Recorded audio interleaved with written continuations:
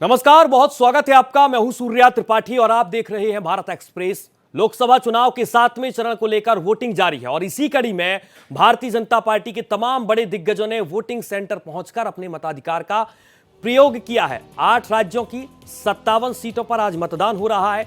अलग अलग सीटों के रुझान हम आपको बता रहे हैं, कहां किस तरीके से किस हाई प्रोफाइल सीट पर कौन से बड़े नेता ने मतदान किया। भारतीय जनता पार्टी के राष्ट्रीय अध्यक्ष जेपी नड्डा की तस्वीर आप पहली तस्वीर देख पा रहे हैं, जहां पर जेपी नड्डा ने अपने वोट का इस्तेमाल किया। इसके बाद बीजेपी उम्मीदवार और केंद्रीय मंत्री अनुराग ठाकुर ने हिमाचल में वोट डाला।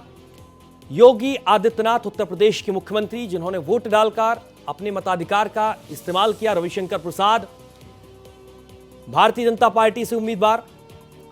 और अलग अलग तस्वीरों के जरिए आप समझिए कि दिन भर कौन से बड़ी हाई प्रोफाइल सीटों पर आज मतदान हो रहा है, कौन से बड़े नेताओं ने मतदान किया है। 8 राज्यों की 57 सीटों पर वोटिंग जारी है। देश के आखिरी दौर, आखिरी चरण का आज मतदान है और इसके बाद लोकसभा चुनाव 2024 का शोर हल्ला पूरी तरीके से आज समाप्त हो जाएगा। लेकिन आज के बाद स्थिति भारतीय जनता पार्टी इंडिया गठबंधन की होगी कहां, क्योंकि 7वें चरण का मतदान भी बेहद अहम है। तमाम हाई प्रोफाइल सीट हैं जहां पर भारतीय जनता पार्टी और इंडिया गठबंधन के नेता मैदान में हैं और इस पर हम खास चर्चा करेंगे, जिसके लिए मेरे साथ एक खास पैनल की मौजूदगी है। रिटायर्ड विंग कमांडर हैं अनुमा आचार्य, प्रवक्ता कांग्रेस से। इसके अलावा मेरे साथ यासिर जिलानी है, भारतीय जनता पार्टी के प्रवक्ता। इसके अलावा राहुल लाल जी, वरिष्ठ पत्रकार, मेरे साथ स्टूडियो में मौजूद हैं और रास बिहारी जी, वरिष्ठ पत्रकार, मेरे साथ मौजूद हैं। आप सभी लोगों का पहले बहुत स्वागत sir Bharat express news network में। और सबसे पहले आपका रुख करूंगा राहुल लाल जी, जिस तरीके से इस पूरे के पूरे चुनाव को आप देख पा रहे हैं, पहला चरण, दूसरा चरण, तीसरा चरण, एक के बाद एक चरण को हमने देखा, तमाम तरह की स्थितियां देखी, लेकिन जिस तरीके से 7 चरण आज पूरे होने को है, किस तरीके से, पहला कमेंट आपसे लूंगा, चुनाव आप देख पा रहे हैं और इंडिया गठबंधन बनाम भारतीय जनता पार्टी की तस्वीर। सूर्या जी, जो सवाल है आपका कि देखिए, मैं मान रहा हूं कि जो इतना 7 चरणों का जो लंबा चुनाव हुआ, आप सोच के देखिए कि हम लोग जून में पहुंच चुके हैं। लंबे समय के बाद ये स्थितियां बन रही कि भीषण गर्मी में चुनाव हो रहे हैं जी। जैसे जैसे चुनाव का प्रकरण आगे बढ़ा, मुझे लग रहा है कि इंडिया अलायंस को भी अपनी बातों को जनता तक पहुंचाने का एक तरह से मौका मिला। जो उनका विमर्श का जो मुद्दा था वो भी जनता तक पहुंचा। और यही कारण है कि आप देखिएगा कि पहले चरण के तुलना में दूसरे चरण में मुकाबला कड़ा होता है और 7वें तक आते आते एक कड़े मुकाबले की स्थिति हम लोग देख रहे हैं। पूर्वांचल के 13 लोकसभा सीटों पे आज चुनाव हो रहे हैं और ये उसमें से अधिकांश जगह पे भारतीय जनता पार्टी के जो है कि सीटें हैं, वहां पे प्रधानमंत्री जी की सीट है, वहां पे मुख्यमंत्री योगी आदित्यनाथ का भी गढ़ है, गोरखपुर। तो उन सब क्षेत्रों के आसपास पहले हम लोग सीधे कल्पना करते थे कि आसपास की सारी सीटें सीधे सीधे एनडीए गठबंधन के खेमे में होगी। लेकिन आज स्थिति क्या है? आज स्थिति हम लोग देख रहे हैं कि सब जगह एकदम एक कांटे के मुकाबला की स्थिति है। जो महत्वपूर्ण गढ़ थे भारतीय जनता पार्टी के, उन जगहों पे भी कांटे की मुकाबला देख रहे हैं हम लोग। तो ये एक तरह से दिखा रहा है कि ये चुनाव 2014 और 2019 का जो चुनाव था, उस चुनाव से काफी अलग चुनाव है। यहाँ पे ये चुनाव काफी हद तक क्षेत्रीय मुद्दों, जाति समीकरण और लोगों के जो अपने मुद्दे हैं, हर जगह आप जाइए जमीन पे तो लोग, कहीं कोई अग्निवीर का मामला लेके बैठा है, कोई बेरोजगारी का मामला लेके लोग बैठे हुए हैं, उन मुद्दों पर यह चुनाव चला गया। और लंबे अरसे बाद मैं देख रहा हूँ, चूंकि अगर हम लोग चुनावों को देखें 2014 से 2024 जो 10 वर्ष में हम लोग चुनाव को देखा है, वो चुनाव एक अलग धर्रे पे चलते हुए चुनाव को देखें, लेकिन ये चुनाव उन चुनावों से अलग ढंग से दिख रहा है। बिल्कुल। रास बिहारी जी भी मेरे साथ लगातार जुड़े हुए हैं। रास बिहारी जी, बहुत स्वागत आपका। पहली बार आपसे मुखातिब हो रहा हूं सर, और पहला सवाल मेरा यही रहेगा कि एक चरण, दूसरा चरण, तीसरा चरण, जैसे चरण गुजरते गए माहौल बहुत अलग तरीके से बदलता गया। आखिरी में आके क्या पूरे तरीके से राष्ट्र पर चुनाव हो गया? जो आखिरी चरण हम आज देख पा रहे हैं, सिर्फ राष्ट्रीय मुद्दे, क्योंकि इस बात का जिक्र आज वाराणसी में जब हमारे संवाददाता वोटर से बातचीत कर रहे थे तो उनका यही मानना था कि राष्ट्रवाद सर्वोपरि है। रास बिहारी जी, अगर आप पहले ही चरण से देखेंगे तो पूरा चुनाव देश के मुद्दे को लेकर ही है, राष्ट्रवाद को लेकर ही है जी। और ये लड़ाई जो है इस बार, ठीक है, महंगाई मुद्दा बन रहा है, बेरोजगारी मुद्दा बन रहा है, लेकिन लोगों ने व्यक्तिगत नाराजगी होते हुए भी देश के मुद्दे को लेकर वोट दिया है। हम बार बार मीडिया में देख रहे हैं कि लोग देश के मुद्दे को ही चुन रहे हैं। और दूसरा सबसे बड़ा फैक्टर ये है कि हर चरण में मोदी ही मुख्य फैक्टर रहा है। मोदी के मुकाबले ही सारे दल हैं। जी मोदी के ही कामों के मुकाबले लोग उनकी कुछ नाकामी गिनाने की कोशिश कर रहे हैं।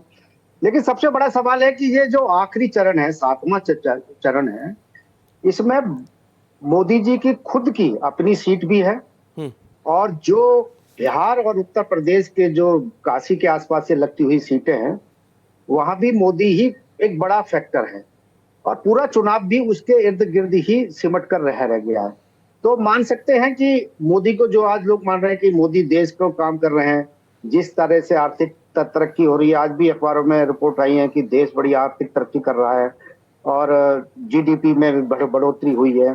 खैर, लेकिन जब मन बन जाता है, चाहे 2 महीना पहले बनाए, चाहे 3 महीने पहले बनाए या चुनाव के घोषित होने के बाद बनाए, जब जनता मन बना जाती है तो बहुत कम ऐसा होता है कि उसमें कोई बदलाव आए। बहुत थोड़ा बहुत बदलाव आता है।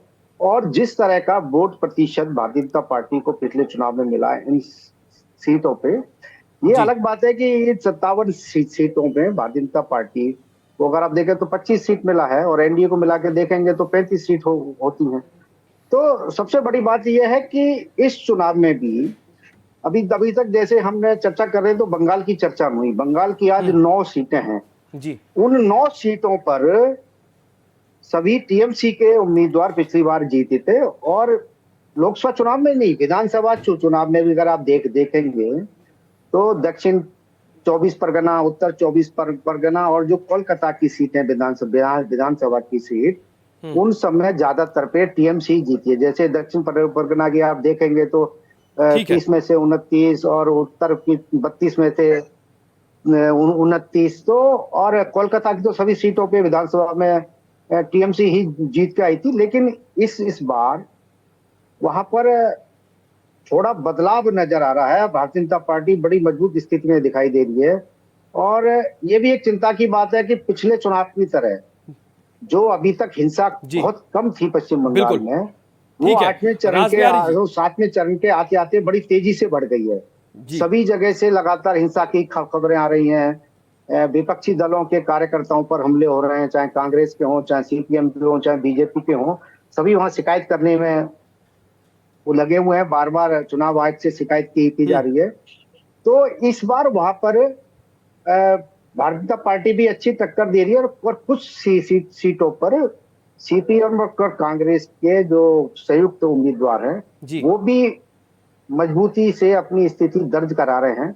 और मुझे लगता है कि ये जो त्रिकोणीय मुकाबला है वो ममता पार्टी के उम्मीदवारों पर भारी पड़ता है। बिल्कुल, ममता के उम्मीदवारों पर भारी पड़ता होगा। अनुमा जी मेरे साथ लगातार जुड़ी हुई हैं, कांग्रेस से अपना पक्ष रखेंगी। अनुमा जी, इस चुनाव को आपने करीब से देखा है, 2 पॉइंट्स बहुत महत्वपूर्ण हैं। पहले नंबर प्रधानमंत्री नरेंद्र मोदी का चेहरा, जिसकी काट आपके पास शायद अभी तक नहीं, और इसी बात का जिक्र कर रहे हैं खुद यहां पर रास बिहारी जी। दूसरा, जिस तरीके से आप लोग स्टेट वाइज मुद्दे उठा रहे हैं, चाहे बिहार हो, उत्तर प्रदेश हो, झारखंड हो, उसमें आप लोग इस साबित नहीं कर पाए क्या कि प्रधानमंत्री नरेंद्र मोदी नहीं रहेंगे तो विकास नहीं हो पाएगा? तब भी विकास होगा, सिर्फ और सिर्फ प्रधानमंत्री नरेंद्र मोदी के आने के बाद नहीं। इस तरीके को आप वोटर्स के साथ कनेक्ट बेहतर तरीके से नहीं हो पाए क्या इन 7 चरणों में? अनुमा जी नमस्कार सूर्या जी। एक तो मैं आपको ये कहना चाहती हूँ कि इस चुनाव के पहले चरण के बाद ही 4 जगहों पर लोकतंत्र की हत्या की भारतीय जनता पार्टी ने। कहां? सूरत, इंदौर, खजुराहो, गांधीनगर, इन 4 जगह के आपने उम्मीदवारों के बारे में सुना है। किन्हीं के फॉर्म रिजेक्ट हुए और किन्हीं को धमकी दी गई, जबरदस्ती उनसे ये विड्रॉ करवाया गया। और सूरत में तो बिना चुनाव के ही भारतीय जनता पार्टी का प्रत्याशी जीत गया। अब रही नरेंद्र मोदी जी की बात, इग्नोर करिए, बेहद इंपॉर्टेंट कतई नहीं रही। उन्होंने खुद भारतीय जनता पार्टी को तबाह कर दिया है। मोदी मोदी मोदी करके बूढ़े हो रहे हैं, उनको पर्दे के पीछे ही रहने दीजिए, वही जाने दीजिए। मौन व्रत पहले ही ले लिया उन्होंने, इंडिकेशन दे दिया है, उनकी वही जगह है। जहां तक हमारी बात, हमारा चुनाव कांग्रेस के मैनिफेस्टो पर हुआ। इस मैनिफेस्टो में करोड़ों लोगों की उम्मीद की बात थी, इस प्रदेश के युवाओं की इच्छाओं की, उनके सपनों की छाप थी। देश की नारियों की सुरक्षा के प्रति उनकी जो भावना है, उनको जो चाहिए उसकी बात थी। देश के किसानों के साथ जो नाइंसाफी हुई उसकी बात थी। देश के श्रमिकों के लिए जो बात हमने कही है कि उनको 400 रुपए प्रतिदिन की मजदूरी और उनको सामाजिक सुरक्षा दी जाएगी, उसकी बात थी। हाशिए पे रह रहे लोगों की बात थी, गरीबों की बात हमने की, कोरोना में अपने लोगों को खोने वालों की बात की। अब रही बात राष्ट्रवाद की, तो रास बिहारी जी जिनका नाम आपने वरिष्ठ पत्रकार लिखा है, अपने पहले उन्होंने शुरू के जो वक्तव्य थे उसके बाद अचानक मैंने देखा थोड़ी पत्रकारिता जागी, तो उस जी। पत्रकारिता जो जागी हुई है उसी को मैं मद्देनजर रख के एक बात सवाल पूछती हूँ आपसे भी और उनसे भी, कि क्यों ऐसा होता है कि जब भारतीय जनता पार्टी की सरकार होती है तभी कारगिल युद्ध होता है, तभी होता है कारगिल और लोगों को पता तक नहीं चलता। हमारे मुहाने पर पाकिस्तान चला आता है, तभी संसद पर हमला होता है, तभी सांबा आर्मी बेस पर पहली बार हमला होता है, और फिर जब बीजेपी की सरकार नरेंद्र मोदी की आती है तो पठानकोट हो जाता है, उरी हो जाता है, नगरोटा हो जाता है, पुलवामा हो जाता है। आप परिस्थिति का जिक्र कर रही हैं कि जानबूझकर ऐसी परिस्थिति बनाई जाती है चुनाव के दौरान। बिल्कुल ये कह रही हूँ मैं, बिल्कुल कह रही हूँ कि छद्म राष्ट्रवादियों का हाँ। भांडा फूट चुका है। और मैं ये कहना चाहती हूँ कि ठीक है, मैं इसका जवाब लूंगा। यासिर जी मेरे साथ स्टूडियो में मौजूद हैं। पूरी बात कहने दीजिए। मैं फौज से आती हूँ, 24 साल मैंने सेना में काम किया है और वर्दी पहन के फख्र महसूस किया है। तो ये बताना चाहती हूँ कि अग्निपथ जैसी सड़ी हुई योजना लाके नरेंद्र मोदी ने हमारी सेनाओं को छलनी कर दिया हिमाचल प्रदेश में। इसीलिए पूरी तरह से भारतीय जनता पार्टी साफ होने वाली है, चाहे वो किसी तरह का भी कोई नैरेटिव चलाए, कुछ भी करे। लेकिन ये बात हम सभी फौजियों के दिलों को आहत करती है कि छद्म राष्ट्रवाद का मुखौटा पहनकर जिस इन कांग्रेस की सरकारें जो थी उन्होंने तो ठीक है, मैं आपकी बात समझ गया। मैं आपकी बात सुनिए, अनुमा जी मैं समझ गया। मैं इसका जवाब ले लूंगा, फिर आपका रुख करूंगा। यासिर गिलानी जी, आप भारतीय जनता पार्टी के प्रवक्ता हैं, एक बड़े आरोप अनुमा जी ने लगाए हैं। परिस्थिति आप लोग चुनाव के दौरान ऐसी बना देते हैं, वहां पर वोटर्स को ला देते हैं कि राष्ट्रवाद का मुद्दा अपने आप लोगों के माइंड में घूमने लगता है। दूसरा, उन्होंने जिक्र किया कि इस चुनाव में तमाम सीटों पर आप लोगों ने प्रेशर डाला और नॉमिनेशन रद्द करवाए। यासिर गिलानी साहब, देखिए त्रिपाठी जी, अनुमा आचार्य जी को मैं बार बार कहता हूँ बहुत अच्छी प्रवक्ता है कांग्रेस की, लेकिन थोड़ा ज्ञान का बोध है। 1951 से लेकर अब तक हुए चुनाव में लगभग 35 लोग निर्विरोध चुने गए हैं। तो क्या वो जो 35 लोग पहले चुने गए थे वो उनकी लोकतंत्र की हत्या करी थी? जिसमें सबसे पहले 1951 से 67 के बीच में 5-5 उम्मीदवार जो हैं वो निर्विरोध चुने गए थे। वो कौन लोग थे? अनुमा आचार्य जी को अगर जानकारी होगी तो वो जरूर बताएंगे कि किस पार्टी के लोग थे। उसके बाद लगातार ये सिलसिला जारी रहा। अभी हाल फिलहाल कन्नौज की सीट अखिलेश यादव ने छोड़ी थी, उससे उपचुनाव हुआ था, डिंपल यादव निर्विरोध चुनी गई थी, उन्होंने भी लोकतंत्र की हत्या करी थी। देखिए, ये इस तरह का जवाब देना कांग्रेस के अच्छे प्रवक्ताओं को शोभा नहीं देता है। आप विरोध करिए, आप लगातार गाली गलौज कर रहे हैं मोदी जी के लिए, मोदी जी को के लिए अपशब्द कर रहे हैं। तो अच्छे लगते हैं। ठीक है, एक एक करके मैडम, एक एक करके मैं लौटूंगा। यासिर जी की पूरी बात होने दीजिए। यासिर जिलानी जी की पूरी बात हो जाए। मैं तर्क आधारित बात रखता हूं। आपने अग्निवीर को लेकर जो भ्रम फैलाया हुआ है, आप तो खुद फौज में रही हैं, आप इस तरीके से कैसे कर सकती हैं कि आप इस तरह की बात कर रही हैं? क्योंकि कांग्रेस की विचारधारा आप पे इतनी हावी है अनुमा जी कि आप इस तरह की बातें करती हैं। आप भूल जाती हैं कि अब तक आपके ही एक प्रधानमंत्री थे जो जिन्होंने कहा था कि मैं 1 रुपए भेजता हूं, 85 पैसे बीच के कांग्रेस के दलाल खा जाते हैं और 15 पैसे पहुंचता है। आज के प्रधानमंत्री 1 रुपए भेजते हैं, 1 रुपए खाते में खट से जाता है। जो खट आप कह रहे हैं ना, वो वहां पे ट्रांसपेरेंसी का ये मामला है। इसलिए जनता विश्वास करती है, इसलिए जनता पहले चरण से लेके आज 7वें चरण में जिस उत्साह के साथ वोट डाल रही है वो आधार बनता है। क्योंकि आपने झूठ की राजनीति, आपने गरीबी हटाने की बात कब करी? 1967 में करी। आज तक गरीबी नहीं हटा पाए आप। गरीबी रेखा से लोग नीचे चले गए। जिस झोपड़ी में अमेठी के स्वर्गीय इंदिरा गांधी गई थी, उसी झोपड़ी में राहुल गांधी तक पहुंचे। तो आप देखिए, ये कोई मैं किसी ऐसी न्यूज को नहीं बता रहा हूं जो आपने अपने सोशल मीडिया के प्लेटफॉर्म पे आपकी जो खबरें आई उसकी कटिंग के आधार पे मैं बता रहा हूं, उसकी जानकारी के आधार पे बता रहा हूं कि आपने अमेठी और रायबरेली आप नहीं बदल पाए। पूरे भारत की बात तो छोड़ दीजिए, जहां विकास को एक आदर्श मॉडल की तरह होना चाहिए था, वहां की जनता त्राहिमाम कर रही थी और राहुल गांधी को पिछली बार ठीक है। अमेठी में हार का सामना करना पड़ा। उन्होंने इस बार सीट छोड़ के रायबरेली जो आपकी परंपरागत सीट है वहां से चुनाव लड़े, लेकिन वो भी उनको उम्मीद नहीं है। आप गारंटी नहीं दे सकती। अभी आपने जो भी बात कही है उसमें यह कहा है कि यहाँ स्थिति अच्छी है, जीत नहीं सकते।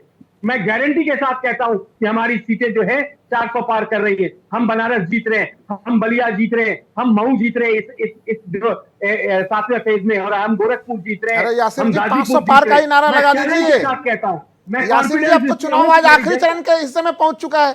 रास बिहारी जी, जिस बात का जिक्र यहां पर अनुमा जी ने किया कि pressure politics Bharatiya Janata party ने यहां पर क्रिएट की है इस चुनाव में, नॉमिनेशन प्रेशर की वजह से रद्द करवाए गए, और दूसरा एक माहौल बनाया जाता है भारतीय जनता पार्टी की तरफ से। तमाम तरह के राष्ट्रीय मुद्दे ऐसे वक्त में उठा दिए जाते हैं जब चुनाव का माहौल होता है। वोटर्स को डाइवर्ट करने के लिए राष्ट्रवाद सबसे बड़ा हथियार होता है भारतीय जनता पार्टी के हाथ में। प्रेशर पॉलिटिक्स की बात कांग्रेस की प्रवक्ता बंगाल में नहीं कर रही है जी, वहां भी भारतीय जनता पार्टी के उम्मीदवार का पर्चा खारिज हुआ था। और ना पश्चिम बंगाल के हिंसा की बात करें जहां पर कांग्रेस के कार्यकर्ताओं को पीटा जा रहा है, तो वो शायद उनको ऊपर से इस तरह की गाइडेंस मिली है कि कहाँ बोलना है कहाँ नहीं बोलना है, क्योंकि उनके मन में शायद आगे की रणनीति भी होगी। लेकिन इतना जरूर है, देखिए इस बात का जवाब तो भाजपा के प्रवक्ता ने दिया ही है उनको कि कहाँ कहाँ कब कब कौन कौन निर्विरोध निर्वाचित हुआ है जी, और ये कोई बड़ा मुद्दा भी नहीं है, क्योंकि बड़ी संख्या में कांग्रेस के नेता जो पार्टी छोड़कर गए हैं, बिल्कुल। जहां अब हालत ये थी कि उत्तर प्रदेश में तो भारतीय कांग्रेस के पास में कैंडिडेट ही नहीं थे। सीट जरूर उन्होंने 17 लिए, लेकिन 17 तो उनके पास उम्मीदवार भी नहीं थे जी, और हालत ये थी कि अमेठी छोड़कर राहुल गांधी को रायबरेली लड़ना पड़ा। ये तो कांग्रेस की ताकत ये बता रहा है। और खुद अखिलेश को समाजवादी पार्टी तरफ से कन्नौज से चुनाव में उतरना पड़ा, तो बता रहा है कि विपक्ष के पास में क्या रणनीति थी भारतीय जनता पार्टी को रोकने के लिए जी। और दूसरी बड़ी बात है कि इस चुनाव में शुरुआत से ही जो एक माहौल पूरे देश में पैदा हो गया था, और जिस बात की खैर जवाब दिया उन्होंने कि वो देश की सेना में रही हैं, उन्होंने वर्दी पहनी है, लेकिन अगर आप देखेंगे तो आतंकवाद से ग्रस्त भारत को कब कब हमले का सामना करना पड़ा, ये आतंकवाद क्यों भारत में पनपा, ये लंबी कहानी है। देश के प्रधानमंत्री को आतंकवाद के कारण जान देनी पड़ी, जो पंजाब में उन्हीं के कारण उपजाया गया था। अगर राजनीति पे जाएंगे तो कांग्रेस तो लगातार सवालों के घेरे में गिरती चली जाएगी। कांग्रेस का जब सत्ता में था तो पाकिस्तान को मुंह तोड़ जवाब देने की हिम्मत नहीं हुई। और ये अलग बात है कि जिस तरह से हम लोगों को लेकर कांग्रेस के लोग सवाल उठाते रहे हैं, उसका भारतीय जनता पार्टी जवाब देती रही है। लेकिन एक पत्रकार के अगर तौर पे देखेंगे, हमने जब भी सेना के लोगों से बात की है, जो सीमाओं पर खड़े रहते हैं उन जवानों से बात की है, सब ये मानते हैं 2014 के बाद में सेना को खुलकर काम करने का मौका मिला।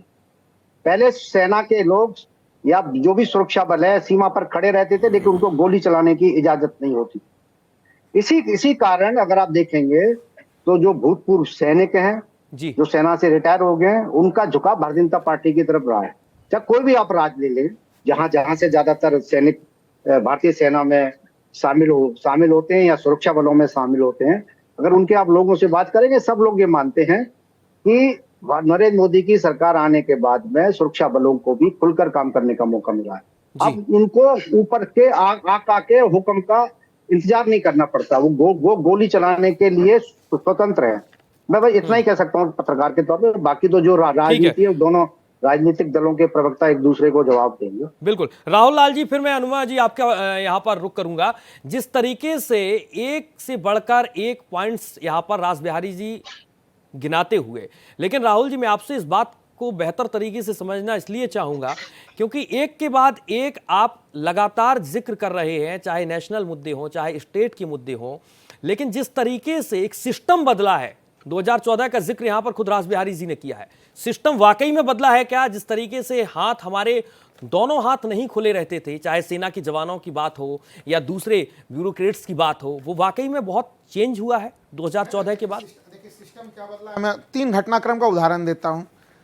सबसे पहला पठानकोट हमला कब हो रहा है? जनवरी 2016 में जब पठानकोट के हमले हो रहे हैं, आईएसआई जिसको पूरे दुनिया मानती है कि वो आतंकवाद का गंगोत्री है, उनको लाते हैं यहाँ पे भारत में और उनसे जांच करवाते हैं।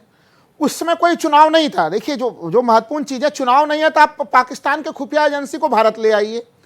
जब उड़ी का मामला आता है उसमें भारत एक कठोर प्रत्युत्तर देता है, अच्छी बात है, समर्थन करते हैं हम लोग, ठीक है। लेकिन देखिए वहां पे स्थितियां क्या थी। आपको यूपी का चुनाव था 2019 में, पुलवामा का मामला, उस समय चूंकि देश में लोकसभा के चुनाव थे, आपने कठोर कार्रवाई की, बड़ी अच्छा लगा, पूरा देश ने स्वागत किया।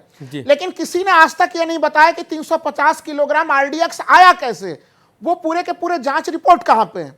तो इसलिए अलग अलग घटनाओं पे अलग अलग कार्रवाई, यह है भारतीय जनता पार्टी का राष्ट्रवाद के प्रति प्रेम जगाने का जरिया कि आप उसके ऊपर रिस्पांस कैसा करते हैं। चुनाव होता है तो रिस्पांस कुछ और होता है। देखिए अभी एक बड़ी गंभीर यहाँ पे मामला उठा कि कोई निर्दलीय अगर कोई प्रत्याशी चुना जा रहा है, कोई तो वो निर्विरोध चुना जा रहा है, सॉरी, तो वो कोई इतिहास में पहली घटना नहीं घटी है। तथ्यात्मक तौर पे ये सही घटनाक्रम है, लेकिन जब निर्विरोध चुने जाने के बाद जब अलग अलग कई लोगों की चीजें आ रही हैं, चीजें ये आ रही हैं कि भाई क्राइम ब्रांच के लोग जाके दबाव बना रहे थे कि आप अपना नामांकन पत्र वापस लीजिए। इस चुनाव में रणनीति के साथ कौन सा मोदी सरकार और भारतीय जनता पार्टी मुद्दा लेकर आई इस चुनाव में? देखिए मैं कह रहा हूं कि मोदी सरकार के मुद्दे लगातार बदलते हुए रहे हैं। आप अगर मैं देखूं कि मोदी जी, हमें लग रहा है कि जो पूरा चुनाव लड़ना चाह रहे थे वो राम मंदिर के नाम पे लड़ना चाह रहे थे वो, लेकिन उन्हें जल्दी समझ में आया कि राम मंदिर का पूरा मामला जमा नहीं है। वो यहाँ पे देखिए यासिर जिलानी जी काफी अच्छे प्रवक्ता हैं, वो तो मोदी सरकार की उपलब्धियों की गिनती भी करा रहे हैं।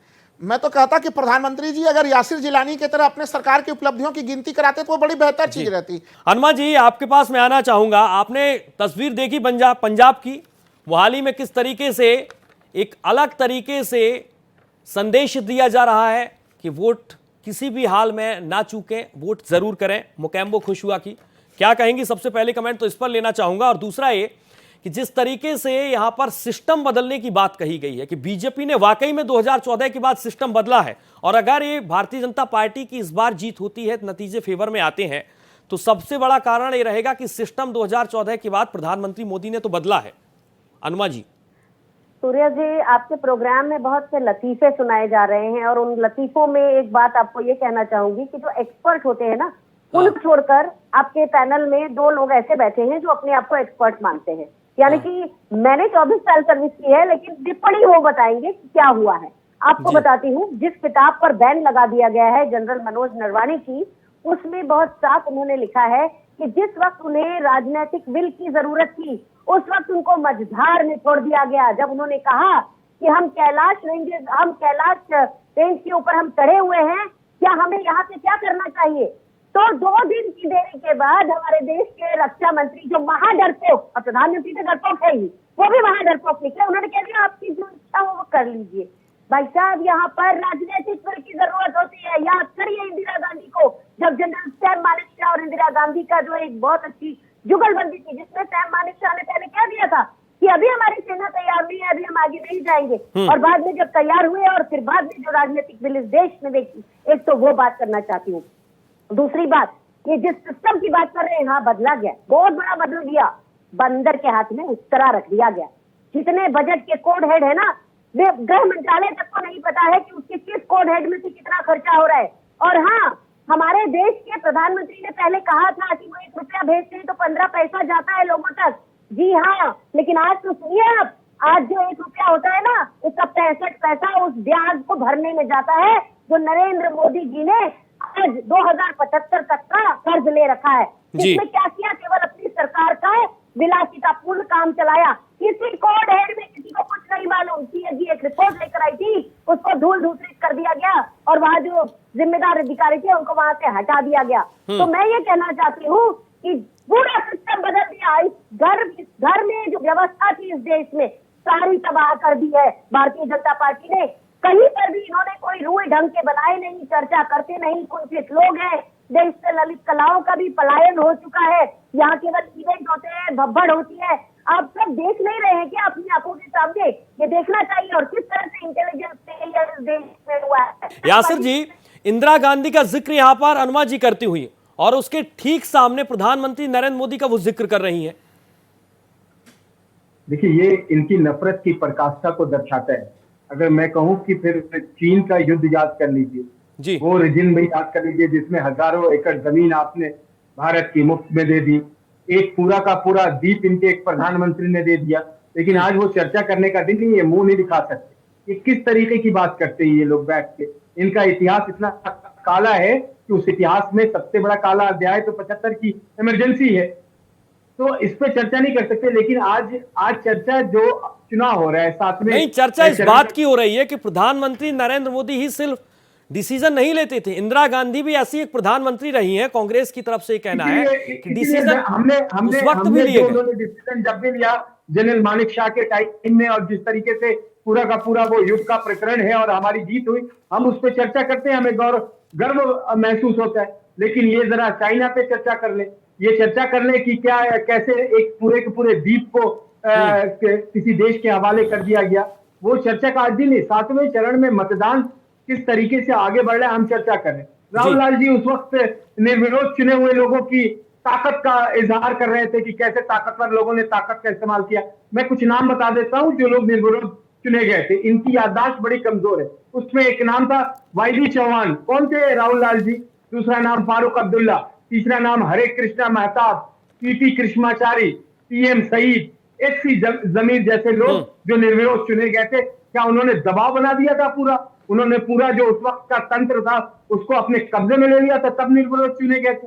तो ये इस तरह की आप जब बयानबाजी करें तो पूरी जानकारी रखें। मैं आज सिर्फ आपका जो दृश्य यासिर जी, अभी तो इसके प्रमाण है मैंने जो बात बोला है ना यासिर जी, उसके पूरे वीडियो प्रमाण है, उसके तमाम लोग बयान दे रहे हैं कि क्राइम ब्रांच के लोग और पुलिस विभाग के लोग आके जवाब दे रहे थे, और उसके बाद उन्होंने अपना नामांकन पत्र वापस लिया। उन्होंने नहीं, आपने क्योंकि बोला कि जानकारी नहीं है, एक एक करके आपने जिन लोगों का नाम लिया, अभी आइए प्रमाण लेके। राहुल जी, मैं आपके पास आ रहा हूँ। राहुल जी, आपके पास आ रहा हूँ। यासिर जी की बात कंप्लीट हो जाए। लेकिन आज जो तस्वीर आप दिखा रहे हैं जादवपुर से, साउथ परगना से, कैलकाटा के शहर से, इसलिए भारत की जनता आपसे विश्वास नहीं करती। आप जैसे रक्त रंजित राजनीति करने वाले विचारधारा पे अगर देश को छोड़ दिया जाए तो जो बंगाल से तस्वीर आ रही है, आज हम 2024 में भी जिस तरह की घटना, जिस तरीके से लोगों की हत्याएं की जा रही है, बूथ लूटा जा रहा है, ये 2024 के भारत में हो रहा है। किसके राज्य में? आपके इंडी गठबंधन की एक साथी है ममता बनर्जी, उसके राज्य में। तो अगर आप इस पे चुप होते हैं तो आपको आने वाला जो समय होगा, आने वाले जो लोग होंगे वो माफ नहीं करेंगे, क्योंकि आपको बोलना पड़ेगा।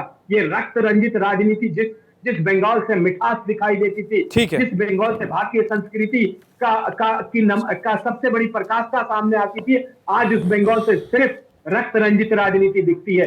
राहुल लाल जी, जिस बात का जिक्र यहां पर यासिर जी कर रहे हैं कि आपने जो मुद्दे उठाए हैं उन मुद्दों को आप जनता के सामने बेहतर तरीके से नहीं रख पाए, और इसीलिए 2014 के बाद जनता जनार्दन का आशीर्वाद हमें मिला।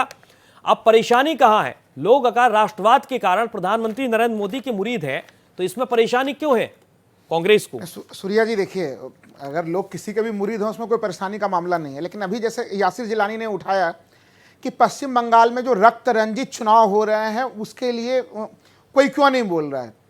अब मैं यासिर जिलानी जी काफ़ी, देखिए, अब वो कई तथ्यों को जानते हैं लेकिन जानबूझ के नहीं बोलते हैं, क्योंकि जहां पे हैं वो पार्टी में स्वतंत्र तौर पे बोल नहीं सकते। वो 16 मार्च को इस देश में चुनाव आचार संहिता लागू हो चुका है जी, और चुनाव आचार संहिता लागू होने के बाद देश के चाहे प्रधानमंत्री हो, चाहे देश के मुख्यमंत्री हो, सब लोग केयर टेकर की भूमिका में है। पूरा का पूरा प्रशासन वो चुनाव आयोग के हाथों में। अगर पश्चिम बंगाल या कहीं पे भी देश में कोई हिंसा हो रही है तो उस हिंसा को शांत करने के लिए और उसकी अगर जिम्मेवारी किसी के ऊपर होगी, अभी जब तक चुनाव आचार संहिता मॉडल कोड ऑफ कंडक्ट लागू है तो वो जिम्मेदारी चुनाव आयोग की होगी यासिर जी। इसलिए पश्चिम बंगाल में जो रक्त रंजित चुनाव हो रहा है इसके लिए भी जिम्मेवारी चुनाव आयोग को लेनी पड़ेगी। आप बता दीजिए मैं तथ्यात्मक तौर पे कहां गलत हूं मैं? तो इसलिए ये तो संवैधानिक व्यवस्थाएं हैं अपने देश में। अभी अधिकारियों का ट्रांसफर हो, पोस्टिंग हो, तमाम तरह की चीजें हो, वो पूरा का पूरा मामला चुनाव आयोग देख रहा है, ये हम लोग जान रहे हैं। जो आपका सवाल था यासिर जी, मैं आपके पास लौटूंगा, लेकिन एक एक करके राहुल जी अपनी बात रख रहे हैं, उसके बाद मैं आपके पास आऊंगा। राहुल जी को अपनी बात कंप्लीट करने दीजिए। राहुल दूसरी जी, चीज देखिए, हाँ अभी देखिए राष्ट्रवाद का मामला देखिए, ये नेशनल इलेक्शन है और इसमें राष्ट्रवाद के मामले उठेंगे और राष्ट्रवाद का मामला है, कोई ये नहीं कह रहा है कि इसमें राष्ट्रवाद के मामले नहीं है। अगर देश भर में, अगर देखिए अभी यहाँ पे चर्चा क्या उठी कि अभी अग्निवीर मामले को लेकर विपक्ष जो है कि गलत भ्रामक जानकारियां दे रहा है। सवाल ये उठता है कि आखिर अग्निवीर जैसे स्कीम लाने का क्या क्या प्रयोजन रहा। प्रयोजन मूलतः हम लोग, सूर्या जी अगर हम लोग बहुत गहनता से विश्लेषण तो करते हैं राहुल तो ये चीज पाते हैं। एक लाइन राहुल गांधी के बयान को आप समर्थन दे रहे हैं राहुल जी? नहीं, मैं उसके पीछे केवल एक लाइन कर दूं कि आखिर अग्निवीर योजना लाने का मतलब यह है कि हम सेना के ऊपर अपना खर्च घटाना चाहते हैं, हम सेना के पेंशन के मद को घटाना चाहते हैं। अगर ये योजना है कि अगर मैं तो कहूंगा कि इस तरह से अगर आप अपने बजट का बचत करना चाहते हैं तो ये बजट के बचत की कोई बहुत अच्छी योजना नहीं है। नहीं तो फिर उस स्कीम की और क्या जरूरत है। आज हम लोगों ने देखा है गांव सड़कों पे पहले पूरे मॉर्निंग के समय में लोगों की भीड़ रहा करती थी, आज वो भीड़ खत्म है। तो ऐसे स्थिति में सेना को जो सबसे सर्वश्रेष्ठ युवाओं का विकल्प मिलता था, वो विकल्प हम लोग खो रहे हैं इस समय। ठीक है राहुल जी, मैं आपका रुख करूंगा। यासिर जी, आपसे गुजारिश है, आपका ऑडियो म्यूट है, उसे अनम्यूट कर लीजिएगा ताकि आपकी आवाज हम तक पहुंच पाए। हनुमा जी, आप लंबे समय से इंतजार कर रही थी। जिस बात का जिक्र यहां पर राहुल जी कर रहे हैं कि अग्निवीर, उसी बात का जिक्र आप कर रही हैं। उनके बयान आपसे मिलते जुलते और जिस तरीके से वो तथ्य पर बात कर रहे हैं वो तथ्य लगभग एक तरीके से है। अगर आप लोगों के फेवर में नतीजे नहीं आते हैं तो गलती कहां हुई? स्टेट में आप लोगों ने हर तरीके से गठबंधन कर लिया, कोई भी पार्टी ऐसी नहीं रही जिसके मनपसंद तरीके से आपने वो सीटें ना दी हो, हर किसी को मना लिया। अखिलेश यादव, यहां पर बिहार में तेजस्वी यादव। अगर फेवर में नतीजे नहीं आते हैं तो फिर क्या होगा अनमा जी? अगर मगर को तो जेब में रख लेते हैं, उसका कारण ये है कि कुछ भी हो, कांग्रेस और इंडिया गठबंधन पहले की तुलना में बहुत मजबूत हो रहे हैं क्योंकि जनादेश हमारे साथ है। सबसे पहली चीज तो ये है, बाकी उसको अगर मगर को जेब में ही रख लिया जाए क्योंकि ये 4 तारीख को ये बात तो कांग्रेस के साथ जनादेश है, तमाम दूसरी पार्टियों के साथ। मेरा कहना है इंडिया गठबंधन के साथ जनादेश है और कांग्रेस अलग से ज्यादा मजबूत होकर आगे बढ़े आएगी। और आप मुझे टोकिए मत, मुझे कुछ बातें करनी है जो मैं कहना चाहती हूँ कि निवर्तमान प्रधानमंत्री जो आउटगोइंग प्राइम मिनिस्टर है, उन्होंने मटन, मछली, मंगलसूत्र, भैंस, नल की चोटी, शहजादे, टेम्पो में भरे पैसे, रविवार की छुट्टी, गांधी जी, ये सब बात कर ली, वो सब खत्म कर ली। लेकिन उसके बाद उन्होंने क्या किया, इसी आदर्श आचार संहिता के दौरान 30 IAS अधिकारियों का, सेक्रेटरी लेवल के अधिकारियों का इधर से उधर ट्रांसफर कर दिया, 4-5 को एक्सटेंशन दे दिया। क्या चुनाव आयोग सोया हुआ था? क्या इस कदर घोर राजनीतिकरण जो नरेंद्र मोदी ने सेनाओं का किया है, चुनाव आयोग सोया हुआ था जब उनसे अपनी स्कीम का प्रचार कराया? और कमाल की बात तो आप लोगों की ये लगती है, मैं दोबारा कहूंगी कि सेना में मैंने काम किया, एक्सपर्ट आप बनते हैं, ये बताइए कि प्रधानमंत्री नरेंद्र मोदी सरकारी संसाधनों से चुनाव प्रचार कर रहे हैं, साफ दिख रहा है, पूरी सरकारी मशीनरी कर रही है, और उसके बाद चुनाव आयोग उनको कुछ नहीं कह रहा है। तो इस कदर भीषण परिस्थितियों में जब विपक्ष चुनाव लड़ता है और इतने साहस का प्रतीक बताता है अपने आप को और देश के जनादेश का साथ देता है, लोगों की सरकारों की बात करता है, ऐसे सबसे दुरूह चुनावों में जो भी निर्णय आएगा ना, वो विपक्ष के फेवर में आएगा, विपक्ष को मजबूत बनाने वाला आएगा। और अगर ये ऑर्गेनिक चुनाव होते पूरी तरह, जैसे पीछे से 1 करोड़ और बाद में 1 करोड़ वोटिंग बढ़ गई, वो अगर नहीं होता तब तो नरेंद्र मोदी जी धराशायी पड़े होते, भाग चुके होते भारत से, जो झोला उठा के भागने वाले थे वो भाग चुके होते। तो मेरा सिर्फ ये कहना है कि जो आप राष्ट्रवाद की बात बीजेपी को जो आप देते हैं, इसको बंद कर दीजिए। कांग्रेस ने 3000 जहाज खरीदे थे, कभी नहीं बोला। नरेंद्र मोदी जी ने सिर्फ 36 जहाज खरीदे। अरे थोड़ी तो शर्म किया करिए कि कैसे आप कहते हैं कि नरेंद्र मोदी जी ने सेनाओं को खुला हाथ दिया या हमें मजबूत बनाया। पूरी तरह कमजोर बना चुके हैं, हर तरह से सेना कमजोर है। आज सेना के अंदर की जो परंपराएं, जो एथिक्स, सब खत्म हो चुका है। जिस तरह से पूरे सरकारी जो हमारी प्रणालियां है उसको पूरी तरह खत्म किया गया है, बिना चर्चा के नियम बनाए गए हैं। तो कहीं पर भी आप उनका साथ मत दीजिए देशभक्ति के मुद्दे पर। क्या बात है ये, लोगों को कब तक, क्या आप अपनी चैनल से भी लोगों को भ्रम में डालेंगे? कम से कम आप अपनी निष्पक्षता बना के रखिए। ये काम केवल वरिष्ठ पत्रकार आए उनको कहना ठीक है। हनुमा जी, मैडम, मेरा कहना यह है कि हर पार्टी का एक जुमला होता है, आप चुनाव हारने और जीतने पर भी तमाम तरह की बातें होती है, एक मिनट, उसी समय जुमला ईवीएम का शब्द जिक्र होने लगता है। इस्तेमाल- पंजाब में यही होता, जिस राज्य में आप चुनाव जीत जाते हैं वहां आप अलग तरीके से बातें, बिल्कुल बहुत अलग तरीके से बातें रखने लगते हैं। ये बातें रखने का तरीका कब तक बंद होगा? ओहो सूर्या जी, आपको नहीं दिखता है कि जुमला शब्द का इस्तेमाल शीर्ष नेतृत्व के लिए पिछले 10 साल में ही शुरू हुआ है? आपको नहीं दिखता है ये बिल्कुल साफ? क्या आपको नहीं दिखता है कि जहां बीजेपी यही कहती है, जब हिंदू बनाम मुस्लिम की बात आती, पॉलराइजेशन की बात आती, तो बीजेपी ये कहती कि शुरुआत कांग्रेस की तरफ से होती है। भारतीय जनता पार्टी सिर्फ उस पर जवाब देती है।